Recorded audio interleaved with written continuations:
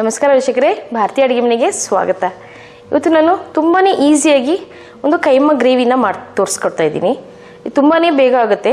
ಏನು ಮಸಾಲೆ ಏನು ಹಾಕೋದಂತಿಲ್ಲ, ರುಬ್ಬೋದಂತಿಲ್ಲ, ಏನಿಲ್ಲ. ತುಂಬಾ ಈಸಿಯಾಗಿ ಮಾಡ್ಬೋದು ಇದು.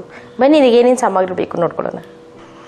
ನಾನು ಚಿಕನ್ ಕೈಮಾ ತೊಗೊಂಡಿದ್ದೀನಿ. 1/4 kg ಅಷ್ಟು ತೊಗೊಂಡಿದ್ದೀನಿ. ಚಿಕನ್ ಕೈಮಾ ಆಗಲಿ ಮಟನ್ ಕೈಮಾ ಆಗಲಿ ಸೇಮ್ ಇದೇ ಥರನೇ ಮಾಡ್ಬೋದು. ಸೊ ನಾನು 1/4 kg ಚಿಕನ್ ಕೈಮಾನ ತೊಗೊಂಡಿದ್ದೀನಿ.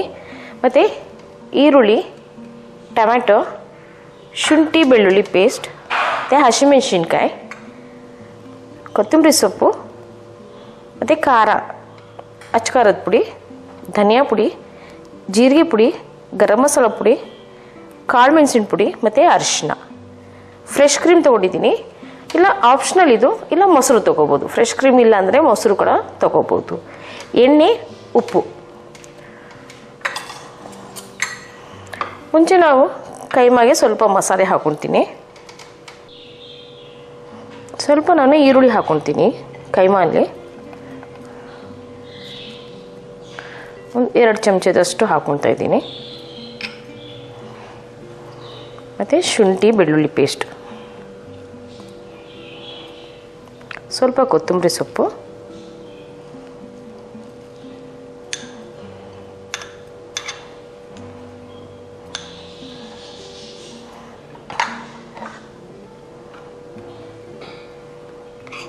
ಸ್ವಲ್ಪ ಗರಂ ಮಸಾಲ ಪುಡಿ, ಕಾಳು ಮೆಣಸಿನ ಪುಡಿ, ಅರಿಶಿನ, ಧನಿಯಾ ಪುಡಿ, ಮತ್ತು ಜೀರಿಗೆ ಪುಡಿ, ಕೆಂಪು ಮೆಣಸಿನ ಪುಡಿ.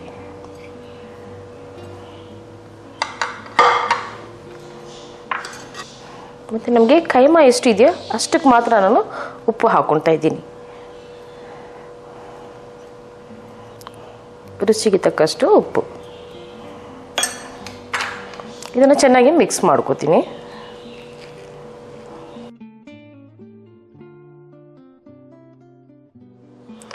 ಕೈಮಾನ ಮಿಕ್ಸ್ ಮಾಡಿ ಮಸಾಲೆ ಎಲ್ಲ ಹಾಕ್ಕೊಂಡು ಮಿಕ್ಸ್ ಮಾಡಿದ್ದಾಗಿದೆ.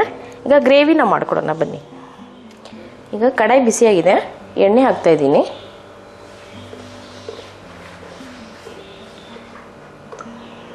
ಒಂದು 4 ರಿಂದ 5 ಚಮಚವರೆಗೂ ಎಣ್ಣೆ ಹಾಕ್ಕೊತೀನಿ. ಸ್ವಲ್ಪ ಜಾಸ್ತಿ ಇದ್ದರೆ ಗ್ರೇವಿ ಚೆನ್ನಾಗಿರುತ್ತೆ. ಎಣ್ಣೆ ಕಾದಿದೆ. ಹಸಿಮೆಣಸಿನ್ಕಾಯಿ ಹಾಕ್ಕೊತಾ ಇದ್ದೀನಿ. ಒಂದು 7 ರಿಂದ 8 ಹಸಿಮೆಣಸಿನ್ಕಾಯಿನ ಉದ್ದುದ್ದಕ್ಕೆ ಹೆಚ್ಚಿ ಹಾಕ್ಕೊತಾ ಇದ್ದೀನಿ. ಶುಂಠಿ ಬೆಳ್ಳುಳ್ಳಿ ಪೇಸ್ಟ್,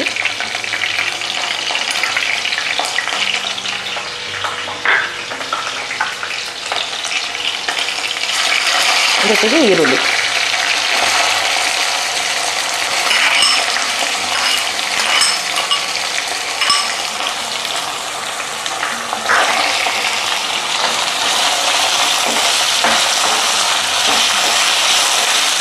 ಚೆನ್ನಾಗಿ ಹುರ್ಕೋಬೇಕು ಎಣ್ಣೆಯಲ್ಲೇ.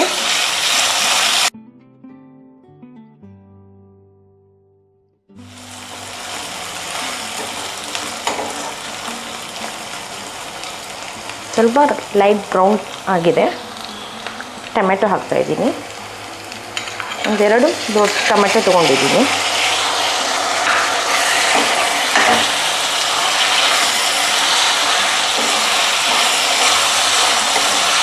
ಇದನ್ನು ಟೊಮೆಟೊ ಸಾಫ್ಟ್ ಆಗೋ ತನಕ ನಾವು ಹುರ್ಕೋಬೇಕು.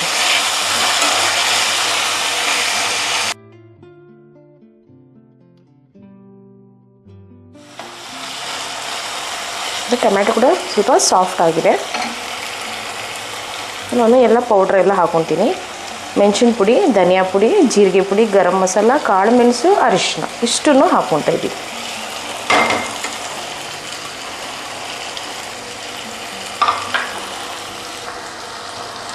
ಮತ್ತು ನಾನು ಉಪ್ಪು ಹಾಕ್ಕೊತಾ ಇದ್ದೀನಿ. ಬರೀ ಗ್ರೇವಿಗೆ ಎಷ್ಟು ಬೇಕೋ ಅಷ್ಟು ಮಾತ್ರನೇ ಉಪ್ಪು ಹಾಕ್ಕೊತಾ ಇದ್ದೀನಿ. ಕೈಮಾಗ ಆಲ್ರೆಡಿ ನಾವು ಹಾಕಿದ್ದೀವಿ. ಇದನ್ನೆಲ್ಲ ಮಿಕ್ಸ್ ಮಾಡ್ಕೊತಾ ಇದ್ದೀನಿ.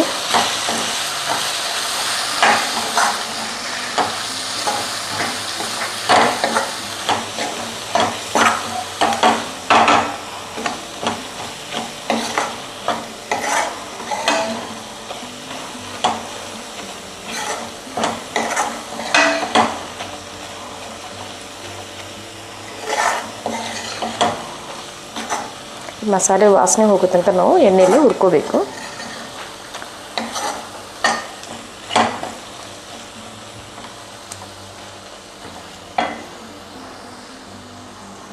ಈಗ ಒಂದು ಸ್ವಲ್ಪ ನೀರು ಹಾಕ್ಕೊತಾ ಇದ್ದೀನಿ.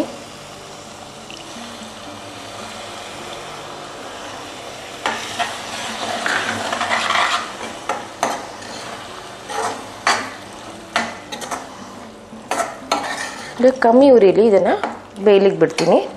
ಮತ್ತು ಈ ಕೈಮಾ ಕ್ಯೂಬ್ಸ್ನ ಮಾಡ್ಕೊತೀನಿ. ಚಿಕ್ಕ ಚಿಕ್ಕದಾಗಿ ಇದು ಚಿಕ್ಕ ಚಿಕ್ಕದಾಗಿ ಉಂಡೆನ ಮಾಡ್ಕೊತೀನಿ.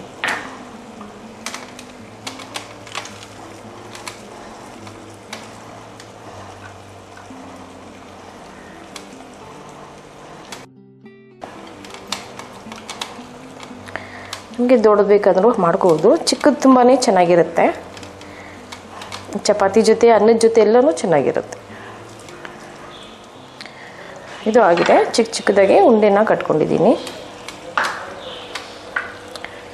ಗ್ರೇವಿ ಕೂಡ ರೆಡಿ ಆಗ್ತಿದೆ. ಸ್ವಲ್ಪ ಕೊತ್ತಂಬರಿ ಸೊಪ್ಪು ಹಾಕ್ಕೊತಾ ಇದ್ದೀನಿ.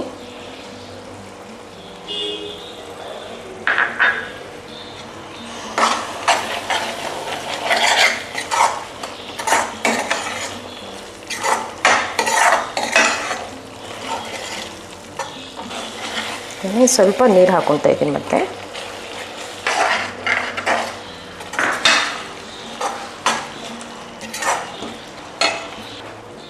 ಇದು ಗ್ರೇವಿ ಆಗಿದೆ. ಸ್ವಲ್ಪ ಕ್ರೀಮ್ ಹಾಕ್ಕೊತೀನಿ. ಕ್ರೀಮ್ ಬೇಡ ಮೊಸರು ಹಾಕ್ಕೊಳ್ಳೋಣ ಅಂದ್ರೂ ಮೊಸರು ಕೂಡ ಹಾಕ್ಕೋಬೋದು.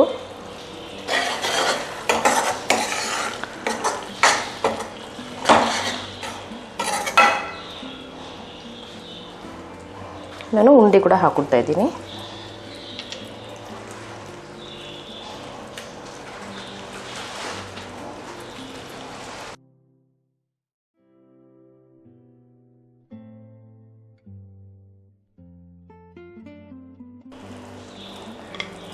ಈ ರೀತಿ ನಾವು ಸೈಡಲ್ಲಿ ಪಕ್ಕದಲ್ಲೇ ಹಾಕೋಬೇಕು, ಮೇಲ್ಮೇಲೆ ಹಾಕೋಬಾರ್ದು. ಇದು ಹಾಕಿದ್ದೀನಿ. ಮೇಲೆ ಸ್ವಲ್ಪ ನೀರು ಹಾಕ್ಕೊಂಡು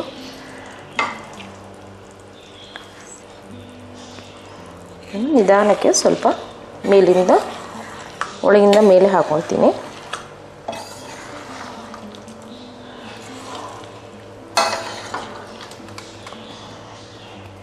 ಸುಮ್ಮನೆ ಲೈಟಾಗಿ ಈ ರೀತಿ ಮಿಕ್ಸ್ ಮಾಡ್ಕೊಂಡ್ಬಿಟ್ಟು ಒಂದು 5 ನಿಮಿಷ ಮುಚ್ಚಳನ ಇಟ್ಟು ಕಮ್ಮಿ ಉರಿಲಿ ಒಂದು 5 ನಿಮಿಷನ ಇಡ್ತೀನಿ.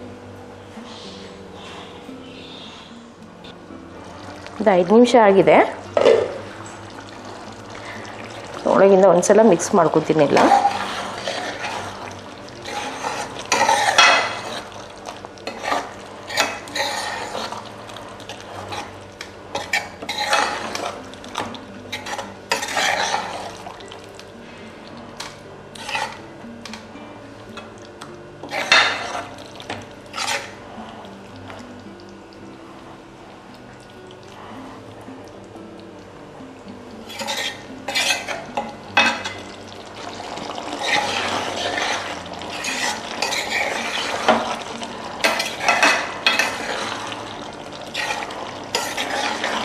ನಾವು ಕೈಮಾ ಹಾಕಿದ್ಮೇಲೆ ಒಂದು 5 ನಿಮಿಷ ಬೇಯಿಸಿದರೆ ಸಾಕು.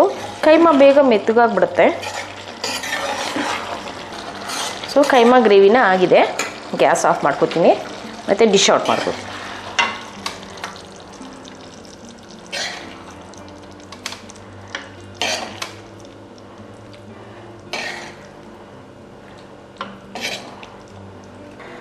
ಸ್ವಲ್ಪ ಮೇಲ್ಗಡೆ ಕೊತ್ತಂಬರಿ ಸೊಪ್ಪು ಹಾಕ್ಕೊತಾ ಇದ್ದೀನಿ. ಸ್ವಲ್ಪ ಫ್ರೆಶ್ ಕ್ರೀಮ್.